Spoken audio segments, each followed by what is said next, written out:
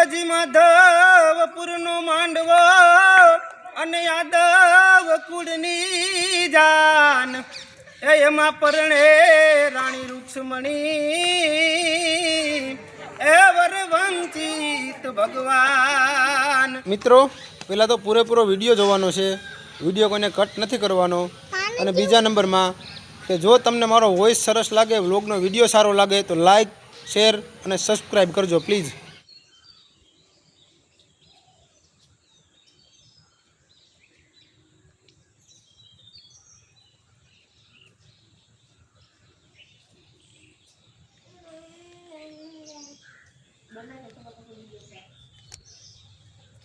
ચાલો મંદિરના દર્શન કરી નાખીએ ભોળાનાથના।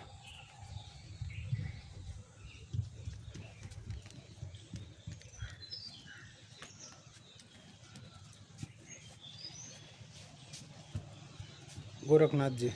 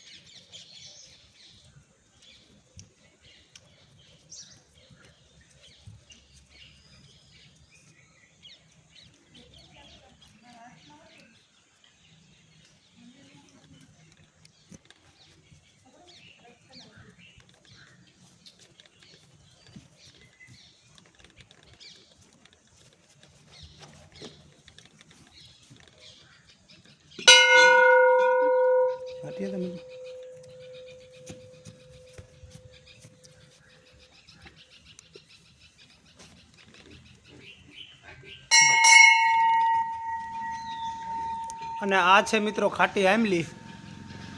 જો કોઈને કાતરા ખાવાનું મન થાય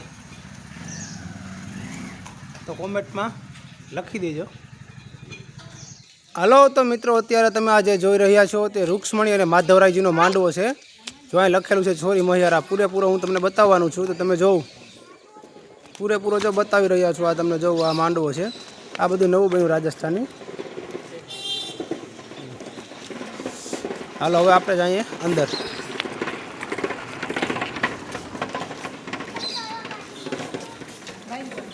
જ્યાં ટુરિસ્ટ લોકો આવ્યા ફરવાવાળા બધા।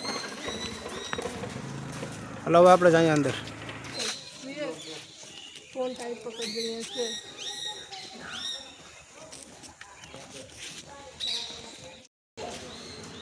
હાલો તો મિત્રો પહેલાં આપણો બહારનો નજારો જોશું, પછી અંદરનો જોઈએ।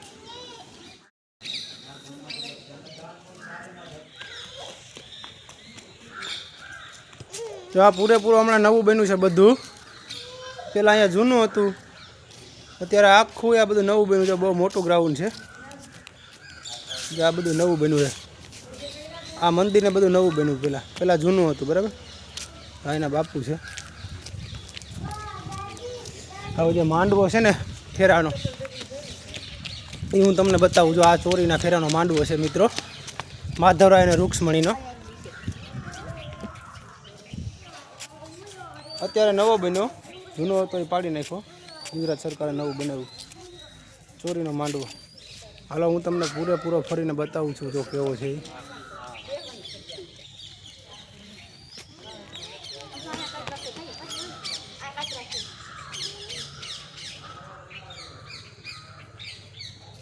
ગ્રાઉન્ડ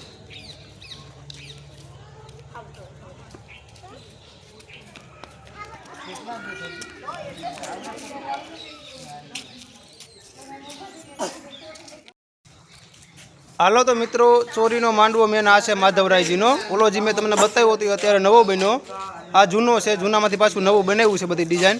હાલો અંદર હું તમને બતાવું, કેમ કે અત્યારે અહીંયા લોક છે એટલે અંદર તો બહુ જોઈ નહીં શકાય, પણ જારીએથી દર્શન થઈ જશે।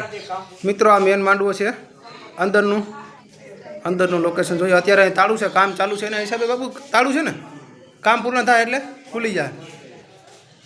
ઓકે બરાબર, જો અત્યારે તાળું છે, હવે અહીંથી જો કામ છે ને ચાલુ છે, તો વિડીયો અંદરથી આપણે થોડો ઘણો આ રીતે દર્શન થાય, કેમ કે લોક છે એટલે અંદર બરાબર જવાય એમ નથી, પણ એટલા દર્શન થઈ ગયા। હાલો તો મિત્રો આપણે આવી ગયા છીએ ભગવાન શ્રી કૃષ્ણએ અને રૂક્ષ્મણીજીએ પીઠી ઉતારી સ્નાન કર્યું હતું એ કુંડ આપણે બધાને જોવાનો છે. તો ચાલો મારી સાથે. બરાબર. જો આ જૂનું છે ને મહેલ, બધો મહેલ હતો ને આ છે. આ બધી જૂની ઇમારતો છે. અત્યારે અંદર નવી બની એ પણ આપણે જોઈએ. પહેલાં બહારનું લોકેશન એકવાર વ્યવસ્થિત જોઈ લો. માણસો બહુ ફરવા આવે, ક્યારેક ક્યારેક તમે પણ આવો. હાલો તો મિત્રો, આપણે આવી ગયા છે શ્રી કૃષ્ણ અને રૂક્ષ્મણીજીએ સ્નાન કર્યું હતું એ કુંડે. તો ચાલો હવે અંદર જઈએ. મિત્રો, આજે કૃષ્ણ ભગવાન અને રૂક્ષ્મણીએ સ્નાન કર્યું હતું. જો આ કુંડ છે અત્યારે પૂરો પાણીથી ભરેલો છે, કેમ કે હમણાં જ વરસાદ થયો એટલે આખો ભરેલો છે. જો આરામથી તમે તમારો જો બહુ મોટો કુંડ છે. તો છે ને મોટો. એક જ મિનિટ તમને બતાવું છું અહીંથી. અને અત્યારે પાણીમાં જવાય એમ નથી, પણ મહાપ્રભુજીના દર્શનની બેઠક પણ આ છે. જો કેવડો મોટો કુંડ છે, કાંઈ ઘટે. આ કૃષ્ણ ભગવાન અને રૂક્ષ્મણીએ સ્નાન કર્યું હતું ને એ કુંડ છે.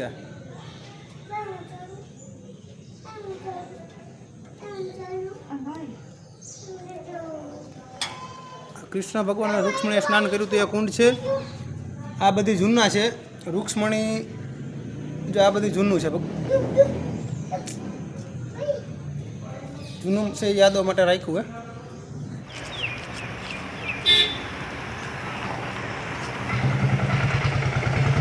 હાલો તો મિત્રો, આપણે આવી ગયા છીએ હવે રૂક્ષ્મણીજીના મંદિરે. હમણાં અંદર જઈને હું તમને પૂરેપૂરું બતાવું છું બધું. એટલે એકવાર બહારનું લોકેશન જોઈ અને પછી આપણે અંદર જઈએ. આ બધું બહારનું લોકેશન છે. જો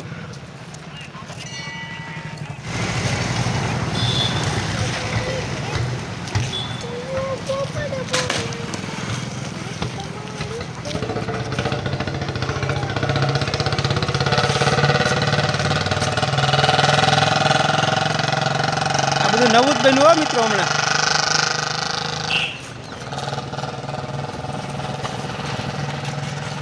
આ બધું નવું જ બનાવ્યું હમણાં ગુજરાત સરકારે. મિત્રો, જો આ પૂજારી નિવાસ છે. મારા અંદાજથી પૂજારી લોકોને રહેવા માટેનું છે પૂજારી નિવાસ. ત્યાં લખેલું છે બોર્ડમાં, સોરી. અને આ બધું બહારનું લોકેશન છે, વ્યવસ્થિત ગ્રાઉન્ડનું, કાંઈ ઘટે. અને જો આ છે રૂક્ષ્મણીજીનું,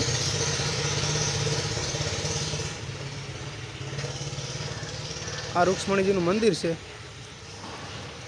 આ રૂક્ષ્મણીજીનું મંદિર છે. હા, ક્લાસ નિરાતે નિહાળી દો તમે તમારે. આમ પેલા બહારનું પેલા ગ્રાઉન્ડનું લોકેશન જોઈને પછી આપણે અંદર જઈએ રૂક્ષ્મણીજીના દર્શન કરવા માટે. બરાબર.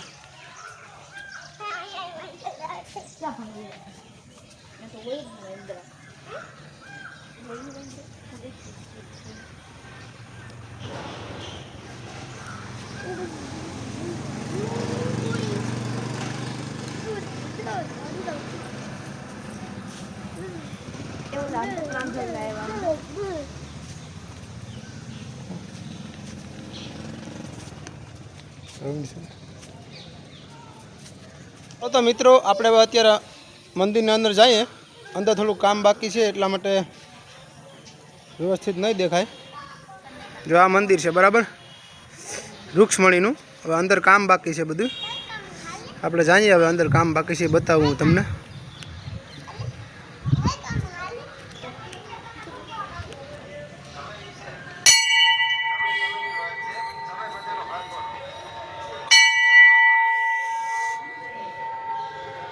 રૂક્ષ્મણીજીનું મંદિર છે.